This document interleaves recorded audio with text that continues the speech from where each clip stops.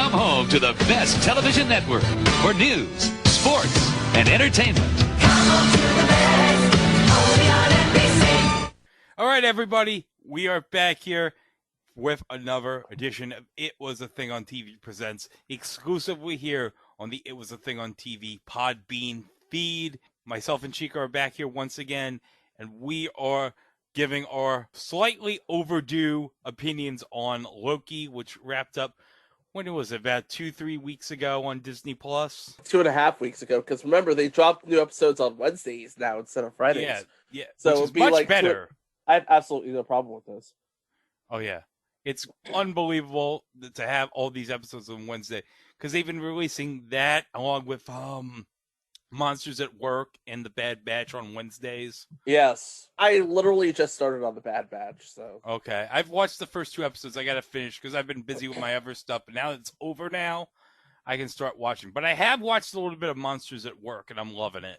Oh, nice. You're absolutely going to love the first couple of episodes of it. It actually picks up exactly where Monsters, Inc. left off. Oh, nice. Literally where Monsters, Inc. left off.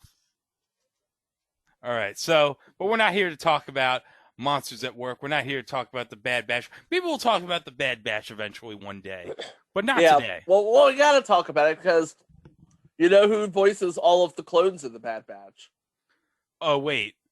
Is it the guy who does Olmec? The guy who does Olmec, yes.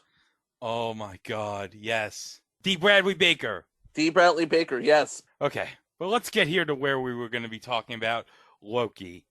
Now, we begin exactly where we left off from Avengers Endgame, because when we last saw Loki, he took the Tesseract because Hulk didn't like the stairs. Yeah. And he pretty much created a new timeline because of that. But it wasn't for long, because guess who found them? Who found him, Chico? The Time Variance Authority. The TVA. Yes. A snappy name, I must say, the TVA. I like that. It has a snap to it. I see what you did there. Yeah. But yes, he's brought to the TVA, and he's pretty much given the choice of work for the TVA to preserve the sacred timeline, or be eradicated from existence. Yeah, because he sees one of the people who's in that room, and he's like, oh, I'm not going to follow the rules. And then he gets plotted with that stick, and he's like, oh, crap, I better do what they say. Yeah. Eventually, he gets the hint. Yeah. He doesn't like, it's like, it was a classic case of, I'll do this job, but I'm going to cuss all the way through it. So, along the way, in the first episode, he meets Mobius, played by Owen Wilson. Mobius is a TVA agent who specializes in particularly dangerous time criminals. So you could say that he and Loki are a match made in heaven. And he knows all about Loki. Oh, yeah. Of course, he has to, because, well, dangerous time criminals, Loki, he's about as dangerous as they come. Yeah. And also he sees the what was it? The file of his life in that film footage, because he goes ahead and looks to what his self in the sacred timeline did. So he sees all the stuff from after Avengers, from Thor the Dark World to Ragnarok to when he meets his end in Infinity War with Thanos. Because thanks to the events in Endgame, he doesn't experience those events full on. Yeah, he just finds out about it. Yeah. So Loki's like, I gotta do this job, and I gotta do whatever they say, and help out the TVA. Just do whatever they say, and you continue to live whatever life you are living right now. Oh, and also, doesn't he try to steal the Tesseract again? Yeah, that doesn't work twice. Yeah, because as it turns out, it's very common for all the Infinity Stones to come into the TVA. Because there's a whole, like, he talks to the guy who's at the desk. He wants to steal the Tesseract. He's like, "Oh yeah, you can take it. It's with those other things." And as it turns out, oh yeah, they get these Infinity Stones all the time. Oh yeah, just one of those. Well, where's the fun in that? And also, they do absolutely nothing in the TVA. No, they just sit at desks, looking at the timeline. Take a sip of your coffee, look at the timeline. Check your email, look at the timeline. See a splinter. Oh crap. Because that's basically what the job is at the TVA, to protect the timeline against splintering. And spoiler alert, this doesn't go well. So Loki is given a job, and that is to find this person who's giving the TVA hell. And as it turns out, Wait for it. the person that they're trying to find at the TVA Wait for it. is a variant of himself. There we go. But not only that, it's a woman. Yep. It's a female version of Loki. Yep. Not exactly Loki, because as we all know, Loki is adopted. Yeah. So I'm guessing this is someone else in another timeline that Thor's dad adopted that became Loki? Perhaps. All we know is that her name, well, the name she chooses for herself, is Sylvie, and she's played by Sophia DiMartino. This is what probably, like, I never saw her in anything prior to this, so... Yeah, she actually makes her MCU premiere in the show, but she's kind of based on two different characters. She's based on Lady Loki and Sylvie Lushton from the comics. Okay. So they kind of combined the two characters into one for the show. Yeah. All right. And she's given the power to possess bodies. Yeah. So they try to find her in, what was it? Oshkosh, Wisconsin. In Oshkosh, Wisconsin. Because there's this whole thing where, like, doesn't she highlight in events where, like, no one survives? Yeah. And an example of this would be hiding in 79 AD in Pompeii. Oh, yeah. There's this really funny bit with Loki and Mobius. It's like Loki's trying to be like, "Oh, nothing's gonna happen here. None of you are gonna survive." Oh, Loki! Loki! Go! Be free, my horn friends, be free! Mihi nomen est Loki. Praefectus consilii ad tempus mutandem, atque ad ferro acerbum nuntium ad vos omnes.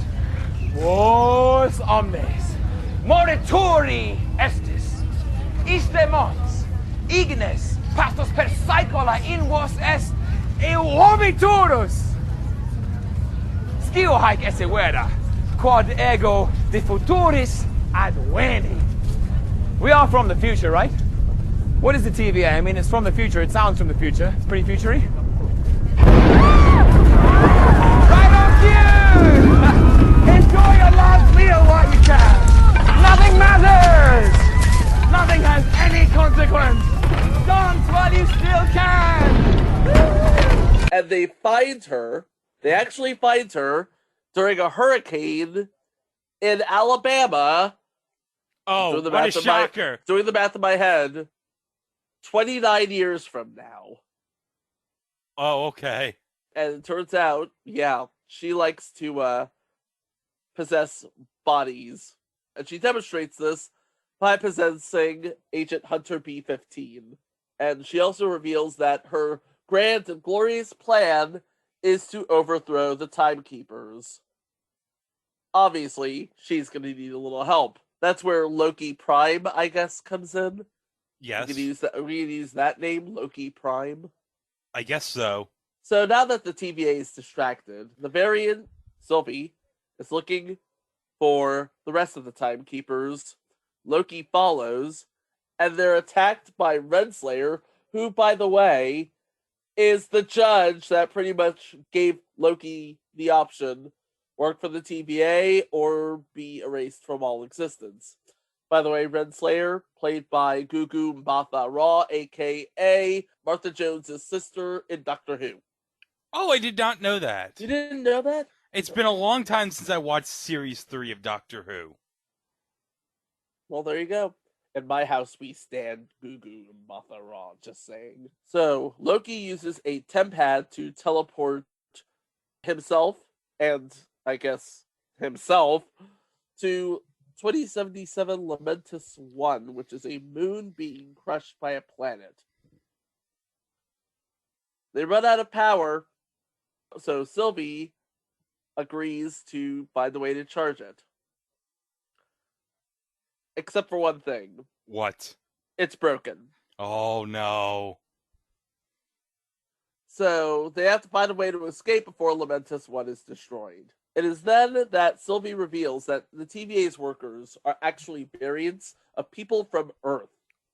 And Loki and Sylvie have to fight their way through guards and a crowd of people attempting to board the Ark to get off of Lamentus before the planet can be destroyed. And bad news, when they try to get on the ship, it explodes.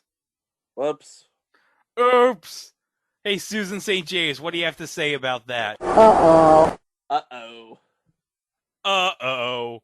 That's more like an oh no. And along the way to their imminent destruction, Loki and Sylvie find time to fall in love. Isn't that nice? What? Yeah. There's nothing psychological about that at all.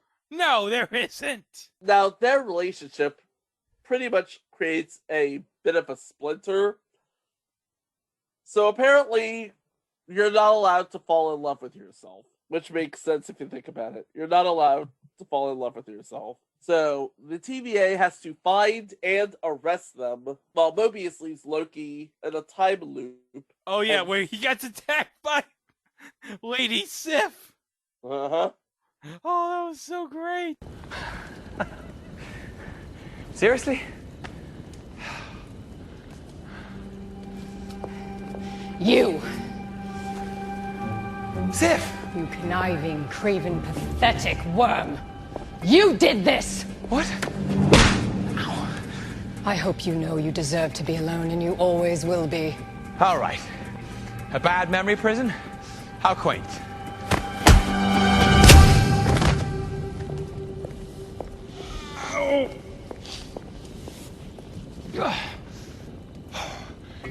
Some punishment. I remember exactly what I did after that. I went and had a nice hot bath and a glass of wine. And I never thought about it again. Because it was just a bit of fun. You! You conniving, craven, pathetic worm! You did this! Hang on. I hope you know you deserve to be alone, and you always will be.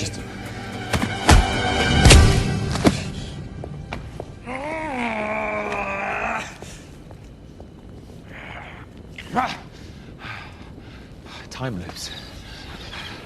How lovely.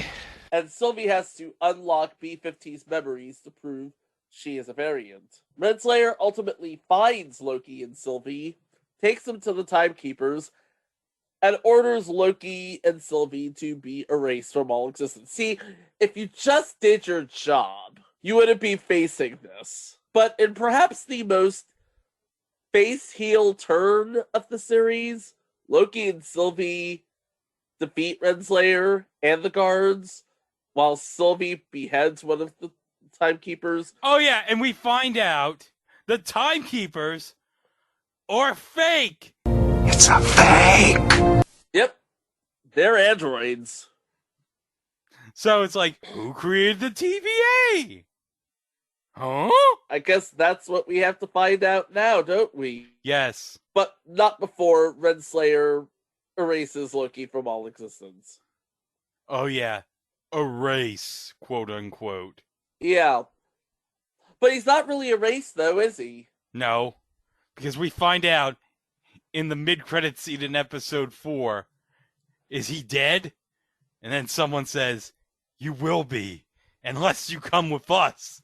And then we get,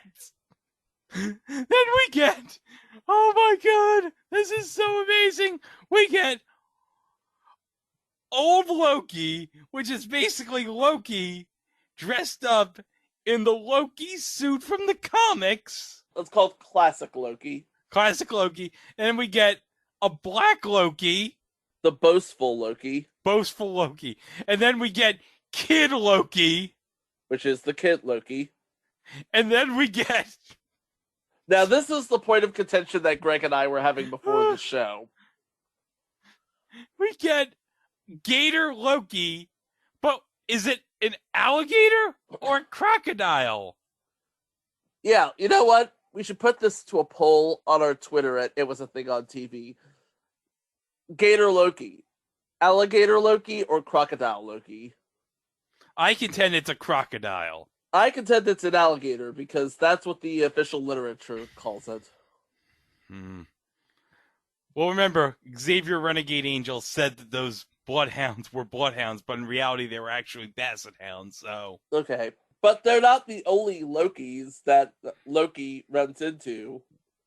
The band of Lokis who wake Loki up, the Boastful, the Gator, Kid Loki, and Classic Loki,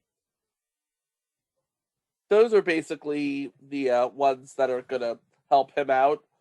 But we also have President Loki. Oh my God. Glam Shades Loki. Glam Shades Loki. Hokey Loki. Hokey Loki. Prison Loki. I'm Prison Mike.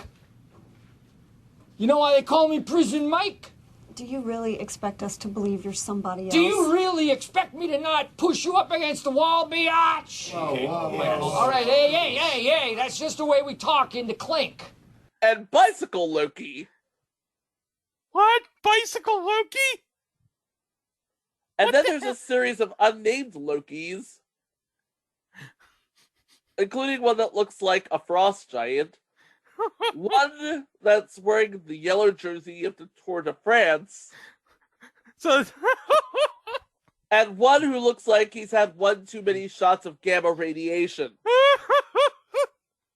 And then there's a goat. a goat! And a Viking. Oh my God, this gets so absurd. Oh, we've yet to hit absurd. Because remember, Sylvie thinks that Loki was pruned.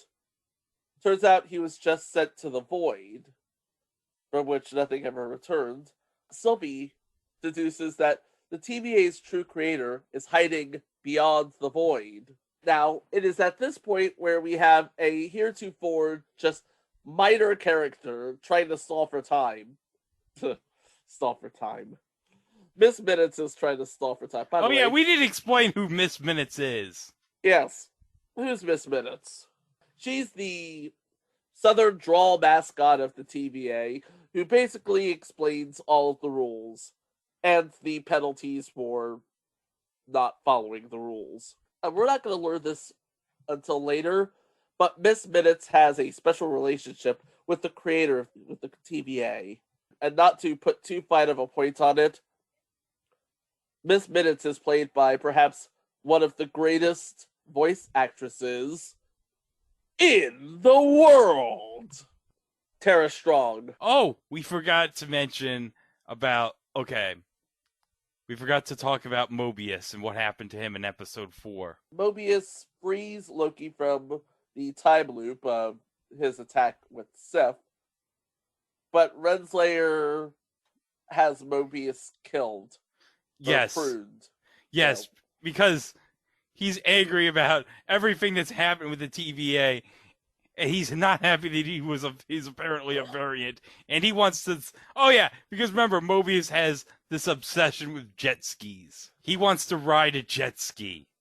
I want to ride a jet ski! He's like, maybe in another life, I rode a jet ski. And then he's like, all right, you're getting pruned. Brrr. I like that the prune sticks kind of remind me of the... remember when the Mountie in the WWF had that cattle prod That would shock you. As a matter of fact, I do, actually. It would make that noise like, meow, meow, meow. Jimmy Hart just nailed him with warp. Oh, my God! Oh, unbelievable. Look at that. That shock stick. The water has unquestionably intensified the effect of the shock stick. That Hart is shocked with water being electrocuted. What on here?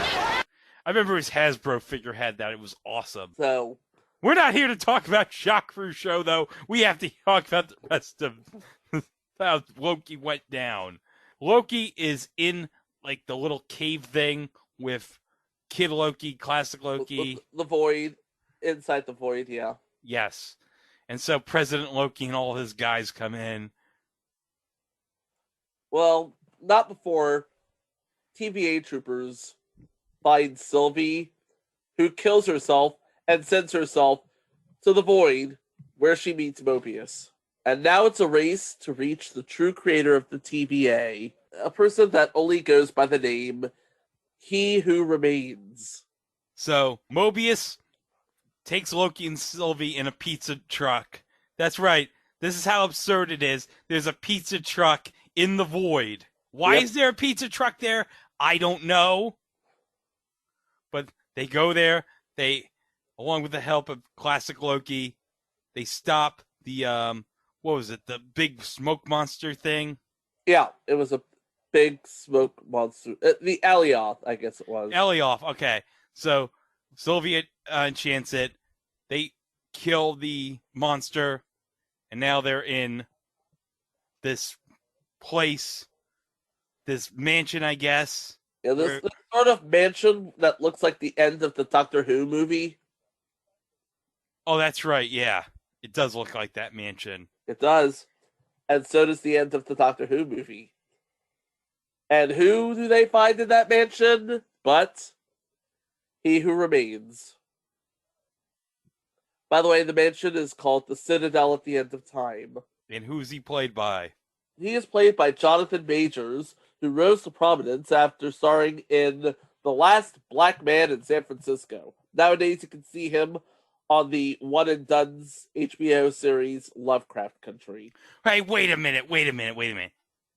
You said Jonathan Majors. I said Jonathan Majors. Wait a minute. Isn't he supposed to be somebody else? That's the joke. By the way, did we mention that he's also the voices of the Timekeepers? Oh, yeah. He basically pulls a Wizard of Oz. Pay no attention to the man behind the curtain. So there you go. And now, He Who Remains, by the way, he knows everything about the TVA. He knows that all of the TVA agents are variants, and that Renslayer herself is a variant, who is a school vice principal. Oh, yeah. And what's weird is they show the whole thing, like, title card of when her prime self is in 2018. I thought, now, here's the thing. When it said 2018 on the card, I thought it was going to be like a flash or something relating to the snap or the blip or whatever. Right. Because in 2018 is when the events of Infinity War take place. Turns out it's a whole lot worse. Oh. Or at least a little more exciting. He created the TVA to stop an interdimensional war. Oh, yeah, because they do talk about that in the first episode. Yeah. How the TVA was created to prevent a multiversal war. And because he's tired of running it, he gives Loki and Sylvie a choice. Basically, the same choice they got in episode 1.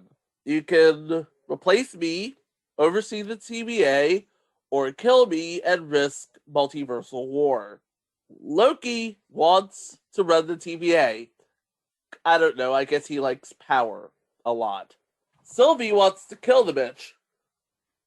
Because she hates that he took her life away. Yep. Ultimately, Loki and Sylvie finally kiss before Sylvie kicks him out of the Citadel and back to the TVA. And then she kills He Who Remains. And then he creepily says, "See you soon." And what should happen but a multiverse within a multiverse within a multiverse? Way too many multiverses for the TVA to handle all at once. So, okay, so we see Loki back at the TVA. But it's not, I'm guessing this is not the same TVA. No, it isn't the same TVA, and I can tell you two things. One, Mobius and B-15 have no idea who Loki is. And two, one of the variants replaced statues of the Timekeepers. So he is back at the TVA, but he's not back at his TVA. Yes, and Mobius is like so curious. He's like, wow, oh my god, this is wild. Wow. Being all Owen Wilson-ly, or whatever the word is. You know what? That's a perfectly cromulent explanation. Yes. He was like so fascinated by this. Like, oh my goodness, you know everything, and we don't even know who you are. And then Loki's like, wait, what? Huh? So then he looks up and sees that the statue is not the statue of the Timekeepers. It's a variant of He Who Remains. Yep. Now, remember where I said that's the joke? Because He Who Remains is a variant of Kang the Conqueror, who Jonathan Majors is playing in Ant-Man and the Wasp: Quantumania. Yep, that's right. All of that is correct. And remember, Kang the Conqueror is one of the big villains in Fantastic Four. So, that is the first hint in the MCU of the Fantastic Four. Hey, maybe they'll be able to make a decent version of that movie. Well, considering John Watts is the director of that movie, and Kevin Feige is all in on this, I'm not worried about how that's going to turn out. Yeah, I mean, okay, so the first Fantastic Four movie, which came out in, what, 2004, 2005? No. The first Fantastic Four movie is the Corman version. Oh, that one! Okay. The first Fantastic Four movie that was actually meant to be released. Yes. Came out in 2004, 2005. That was actually pretty decent. And then then in the sequel they made Galactus a smoke monster. Yep, and they shoehorned the Silver Surfer into it. Why? I know Silver Surfer's a Fantastic Four character, but as a kid, when the movie came out, I was like confused. I'm like, I had to have someone explain to me, oh yeah, the Silver Surfer is originally a Fantastic Four character. I'm like, I didn't know that. Because I just remember the Silver Surfer for like his comic and his NES game. Yep, and his short-lived Fox Kids series. Oh yeah. Who could ever forget the time the Silver Surfer met Hank Hill? Mr. Surfer, have you ever considered propane as an alternative energy source for that board of yours? With a little retooling, I could get it to work. Tell you what I'm going to do. Being that you're my neighbor and I like you, I'm going to give you the new neighbor discount and a free t-shirt. So what do you say? Take a ride on the Cosmic Tide on an all-new Silver Surfer next, as Fox Kids Heads for the Hills continues. Just think, with repeat business like that, I could eventually be supplying propane galaxy-wide. Yeah, that happened. That happened? That happened. Unbelievable. Unbe-frickin-believable. Now, in the mid-credit sequence, they do say Loki will return in season 2. Because remember, this was originally going to be filmed back-to-back. Uh-huh. Until COVID happened. Yeah. So, they filmed season 1. They're going to film season 2, I guess, later this year. If they haven't already started production on it. Okay. But they've already confirmed the director, Kate Herron's not coming back for season 2 as the showrunner. Which is really sad because I could see where she put her own distinctive little spin on things and turned every episode into a puzzle. And then once you put it all together, it just totally makes sense, right? Yes. I gotta say, this was the most satisfying of the 3 series so far. I see where there's room in my brain to understand all three series. Like, WandaVision is a bit of a nod to all things classic television. Falcon and the Winter Soldier basically speaks to the sort of social climate of the current day. And Loki just sets the stage for everything that's to come in the next year or so. Yes, because as we said in our last episode of Presents about how disappointed we were regarding the WandaVision finale, what made us disappointed was they teased the heck out of saying, okay, guys, WandaVision, this is going to lead to the next Spider-Man movie. This is going to lead to the new Doctor Strange movie. And I'm like, when you watch the whole thing, you're like, what? This didn't set up crap. Except for one end credit scene, it didn't set up anything for those two. Nope. But here in Loki, you get a reasonable explanation to tease what's to come further down the line in Phase 4. And you get that possibility of maybe everything that's going to happen in Spider-Man No Way Home is going to be a cause of the end of Loki. And then there's also, of course, Doctor Strange in the Multiverse of Madness. So I don't know if it's the same sort of multiverse that Loki kind of sort of caused, but in Multiverse of Madness, is it multiverse in the sense of multiverse in the quote-unquote sacred timeline, or is it Multiverse of Madness in the branching timelines that go all the way around and cause different things? Yeah, just something to think about while you're watching, I guess. But let's see. We're recording this on August 1st, and when is What If gonna come out? August 12th, I believe it is. August 12th. So, and the next live action show, I believe, is going to be Hawkeye. Yeah, so that's actually going to be coming out in November. Oh, wow, that late, huh? Yep. Okay, and we've already started getting sort of little blips of info about the series. Yeah, they've released some promo. I think Entertainment Weekly showed some promo images of Jeremy Renner and Haley Steinfeld. So that's on the way, and if you listen to a previous episode of the regular show, you'll know we talked about something that leads to something in Hawkeye. I'll give you a hint. Go see Black Widow. And stay to the end.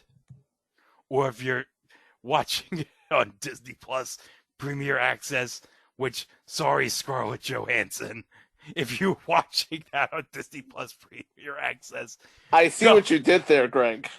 Go and make a pizza for like 5 or 6 minutes, and then come back, and then watch the end credits scene. Can you imagine if someone did that? Like, well, the credits are rolling, I might as well make a pizza. Oh my God. What a time to be alive. Oh, what an age to be in. Yeah, because the second Black Widow, Yelena, she works for Valentina Allegra de Fontaine. Oh, you just ruined it. Sorry. But that's see it. That's Julia Louis-Dreyfus. But see it anyway. This is so fun. Yeah, especially for David Harbour. Oh boy, David Harbour is going full-on dad mode here. Oh, he is pure dad mode. He's got his dad bod. He's proud of his action figure. He's making jokes about Natasha and Yelena on their period. Oh, it's so fantastic. He stole every scene in that movie. Oh, yeah. I hope we see more of Red Guardian, because, he was fantastic. Okay, so now the big question, Chico. How many swims are we going to give Loki? I give Loki 5 swims, and then another 5 swims from another Ryan Lochte variant, and then another 5 swims from another Ryan Lochte variant. Could you imagine all the Ryan Lochte variants? There's almost too many of them. We'll all be saying Gia soon. I give Loki 85 swims. You know why? Why? Hold on. It's 5 swims times 17. That's why I gave it 85 swims. Yep. Yep, the math checks out there. Why did I choose times 17? I don't know. Because it was Keith Hernandez's number with the Mets. I don't know. I thought she was like, what? I don't know. Are there 17 known variants? I don't know. All right. So that does it for this first half of the episode. So we're going to play some classic commercials, and we'll talk about some random stuff as we usually do in the second part right after this.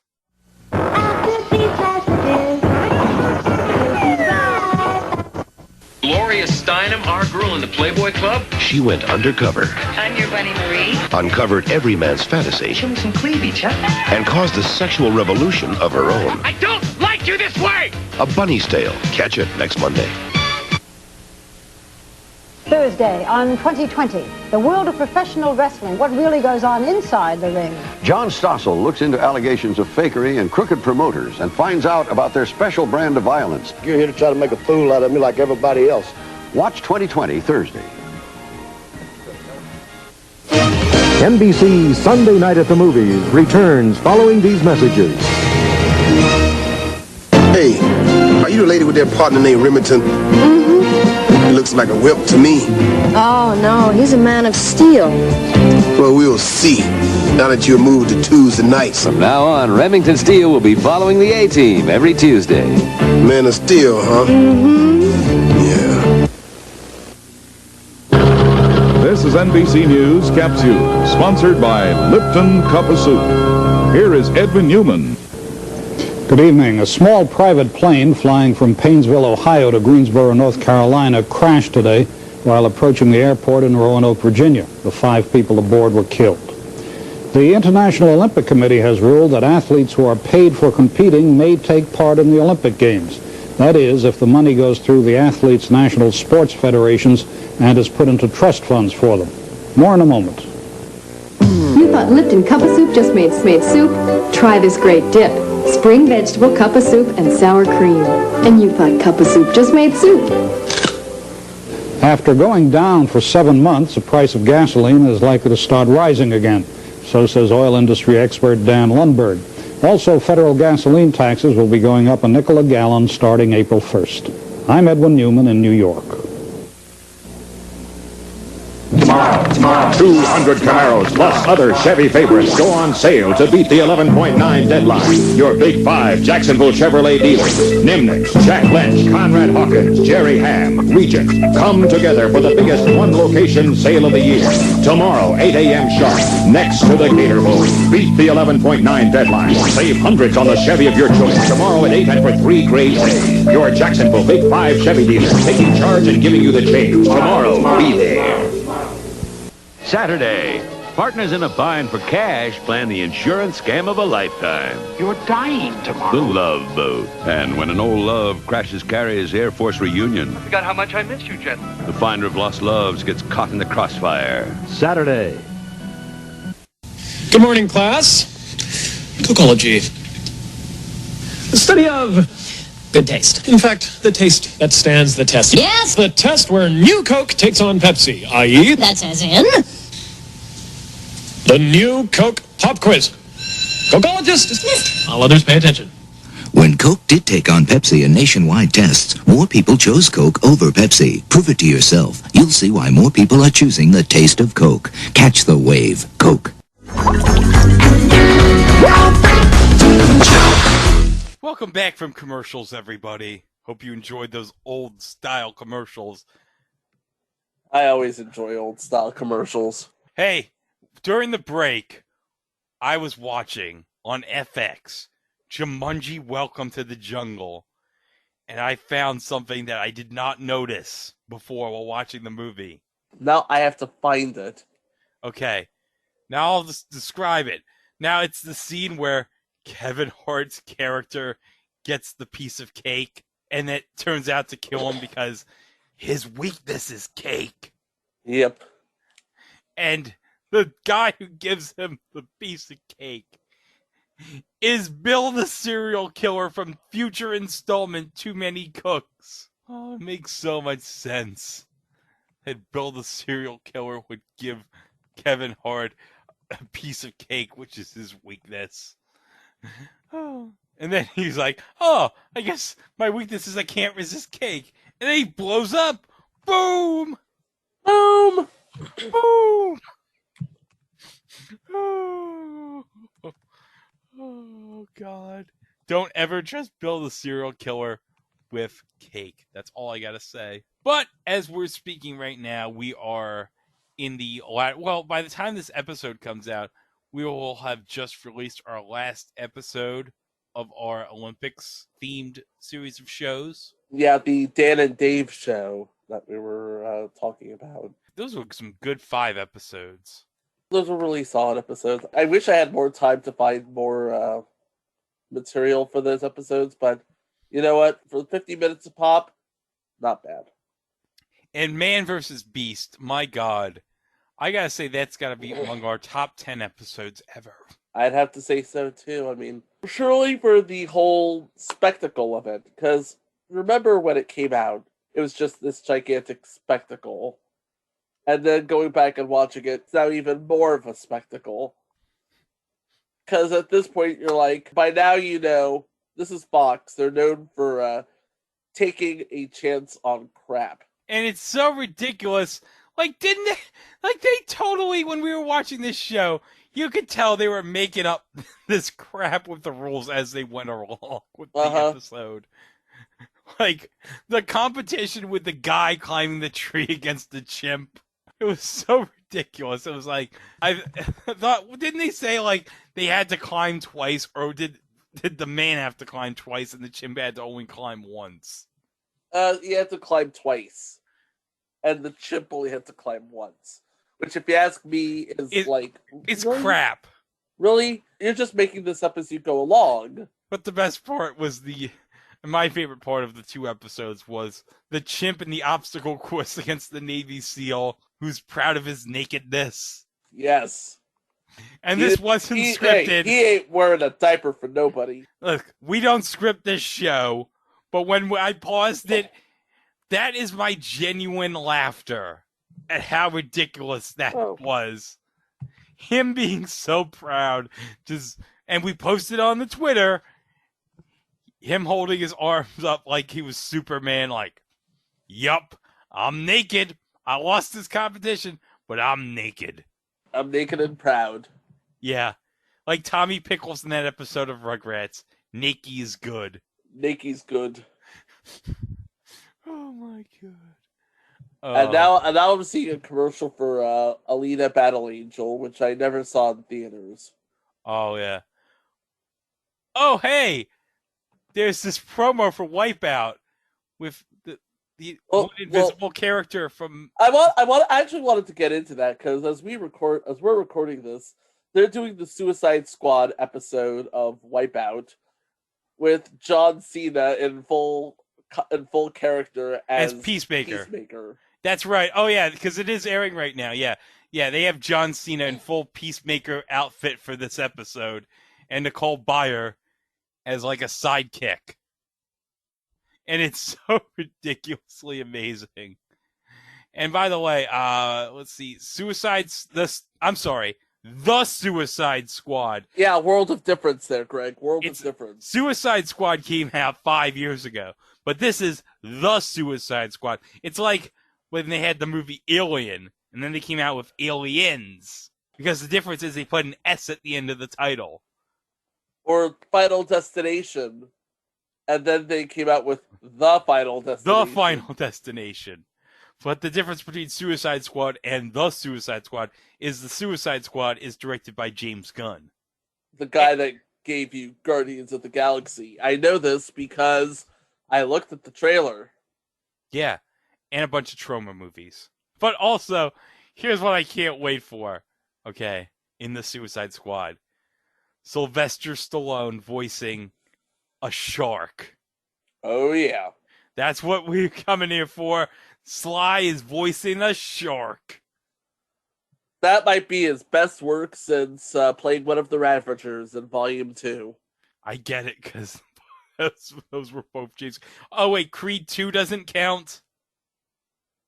No, it doesn't. Okay. Well. Oh, they just showed in the preview Polka Dot Man. Polka Dot Man's powers because he uses polka dots. What? What, you don't remember Polka Dot Man? I do not remember Polka Dot Man. Yeah. Polka Dot Man, I think, is one of the lesser-known Batman Rogues Gallery villains that's made fun of in the Lego Batman movie.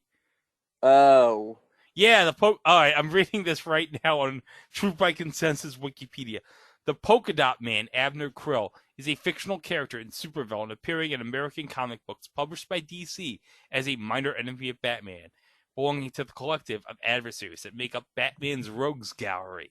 The Polka Dot Man will make his cinematic debut in James Gunn's DC Extended Universe film, The Suicide Squad, in 2021. Okay, let me explain his origin. Shortly after Batman began appearing in Gotham City, his growing renown inspired an entire generation of costumed rogues who committed largely harmless crimes to attract his attention in the hopes of matching wits with the legendary vigilante. Among these was a local crook named Abner Krill, who decided for reasons unknown to launch a crime wave based on spots and dots in Gotham City, where he eventually came into contact with Batman and Robin as Mr. Polka Dot. He wore a costume covered in spots, which, being different sizes and colors, were not actual polka dots. Once removed from the costume, the spots could be used for a variety of purposes, such as creating deadly weapons and a bizarre escape vehicle. He succeeded in capturing Robin, but Batman defeated him. And then years later, he returns to villainy as Polka Dot Man when he found himself unemployed, penniless, and desperate to pay his bills, and no longer able to afford his original electronically gimmicked costume. Oh. So he resorted to using a baseball bat in a poorly thought out attempt to rob a jewelry store, which resulted in him assaulting Officer Foley at the Gotham City Police Department. He was then beaten badly by Detective Harvey Bullock, who was sick of costumed villains in the city. The assault put the Polka Dot Man in traction, and he filed a brutality suit against the police department, which resulted in Bullock being forced to see a psychiatrist. Oh. But then Polka Dot Man became an alcoholic. Oh, no!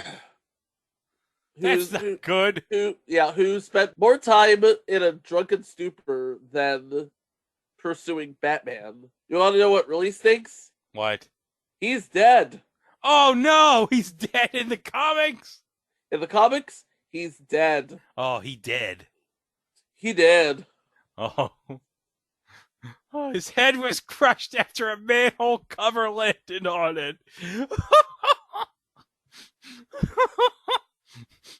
What a way to go. Just about, yeah. That's the DC equivalent of a Herb Abrams style death right there. Hookers and blow, baby. Hookers and blow. Except no hookers and plenty of manholes. Oh, jeez. Okay. So next week, The Suicide Squad will be in theaters and on HBO Max, so that will be exciting. Anything else you want to talk about? Let's see. We covered Loki. We covered Wipeout. Covered Suicide Squad. We talked about Bill the Serial Killer. Talked about Bill the Serial Killer. No, you know what? Oh, hold up. We got to talk about, okay. Man, we always talk about this in the taping sometimes, but we've been distracted a bit by Shaqtin' a Fool. But now that basketball season's over, we're back to our favorite thing to talk about during the tapings, which is Sex Sent Me to the ER in Discovery Life. Yeah. It is the most...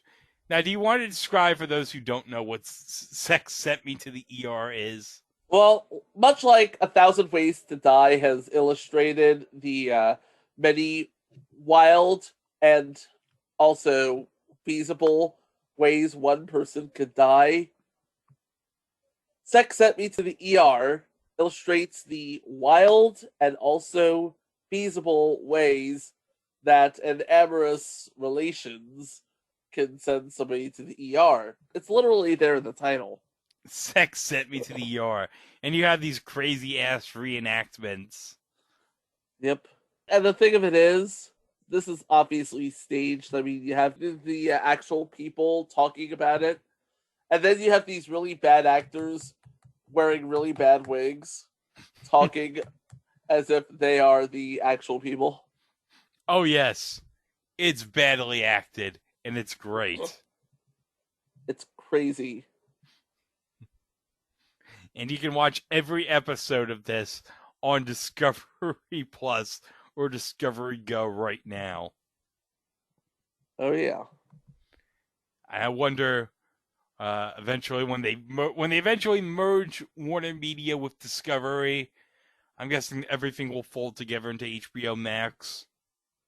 I love that to be the case because honestly, I can't keep signing up for all of these streaming services. No, we can't. We have to consolidate some of these streaming apps. So yeah, if you put in Discovery Plus with HBO Max, that would be fantastic. Oh my god, I just realized HBO Max rebooted Gossip Girl. Wait, what? They rebooted Gossip Girl. They did. Kisla's been watching it and she's been enjoying it. That's just crazy to me, because how old was the original Gossip Girl? Wasn't that 15 years ago? Just about. And they've already rebooted it? They sort of took the idea of Gossip Girl and sort of turned it on its ears, whereas the identity of Gossip Girl was always a mystery until the end. They go ahead and say, okay, you want to know who Gossip Girl is? It's all right there in the first episode. Okay, so they reveal who the Gossip Girl is. Yes.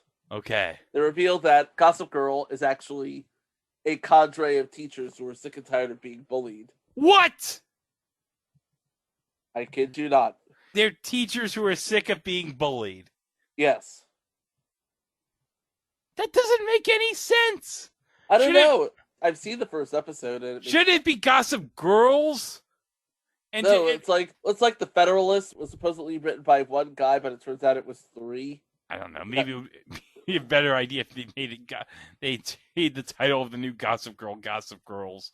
Be told an aliens type thing on this. See, calling it back. Oh, I'm scrolling through HBO Max right now. I got. I didn't even know they have Whose Line Is It Anyway on HBO Max. Oh yeah, they have Whose Line on HBO Max. They have all of the DC Universe shows, which means I watched the first 2 seasons of Titans and get ready for the 3rd season. Well, that's right, because they did migrate all the DC Universe stuff to Max. Yep. Oh my! I did not even realize that they now have Bob Costas is now back on HBO. I did not realize that. I didn't even know he left. Well, remember, he left to go to MLB Network, and then remember they did that whole thing where they had tried to replace him with Joe Buck, and then Artie Lang hijacked the show, and then it was like, I guess they did one other show with Joe Buck, and they were like, nah, let's not do this. Yeah. Because I forgot that Bob Costas is no longer on NBC. So, yeah, I'm guessing he's still doing his MLB Network stuff, but they're allowing him to do this on HBO again. I'm not sure if it's HBO and they're replaying the episodes on Max, I guess. Or maybe it's Max exclusive. It says HBO original, so. Yeah.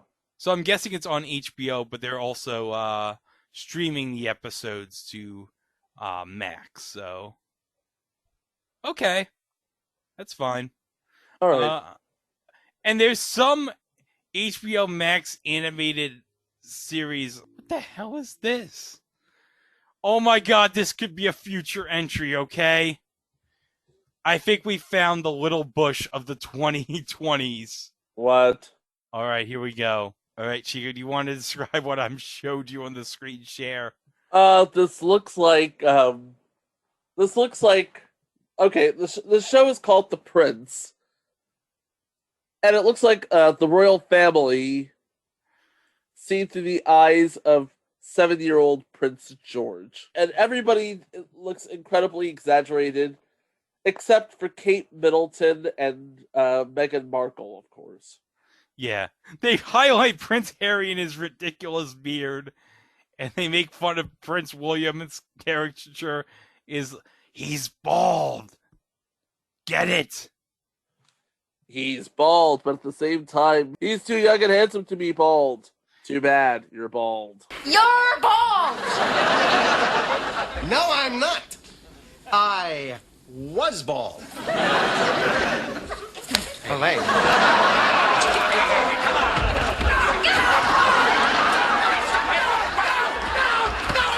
I don't like this thing! And here's what I'm doing with it!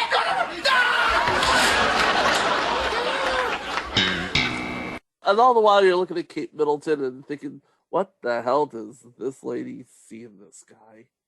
Well, love is a crazy thing. Love for a royal is even crazier. Oh my god, this is so ridiculous. I'm just looking at the screenshots.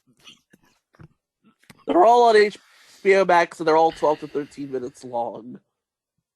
This could be a future episode of the regular podcast. We'll see how long the joke lasts. Yeah, just like Little Bush. I guarantee you this joke will not play out for long. Oh god, Little Bush. I still have problems with that show.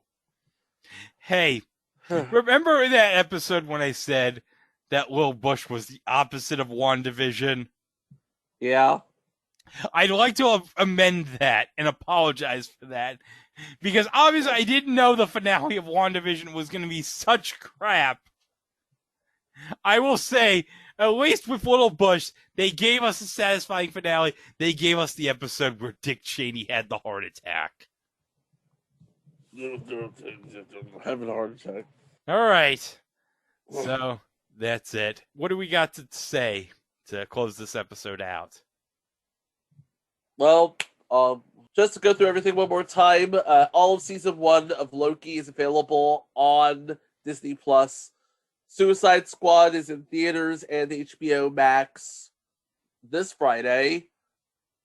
Also on HBO Max is every episode of The Prince, and Karen Gillan can roundhouse kick me anytime. And probably, hopefully, maybe by the time this episode comes out, maybe we'll finally get a Spider-Man trailer. I'm waiting patiently for this. I've been waiting, like, you know the whole gif of Gloria Stewart in Titanic saying it's been 84 years? Yep. Yeah, that's how it feels like. Like, Sony, what are you doing? Just release a trailer for this movie. Like, I'm through asking. Like, I'm guessing you're maybe concerned about the COVID numbers rising, but just release a trailer. I'm getting tired of waiting for this. I mean, seriously. I just want to see something about this damn movie. We still don't have an idea of what this movie's about. Well, all I can think of is multiple universes. How that works, I have no idea. Yeah. I guess we'll have to wait for another podcast to maybe talk about that. Wink, wink. Wink, wink, nudge, nudge. See what you did there? Yeah. All right. So, that's going to be doing it. Yeah, we'll do the Into the Spidey Movieverse about Amazing Spider-Man 2 sometime this month. With Jamie Foxx. With Jamie Foxx, who's going to be in No Way Home.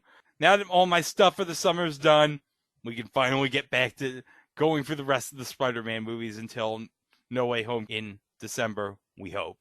But yes, until then, that's Chico, I'm Greg, and we'll see you next time right here on Podbean.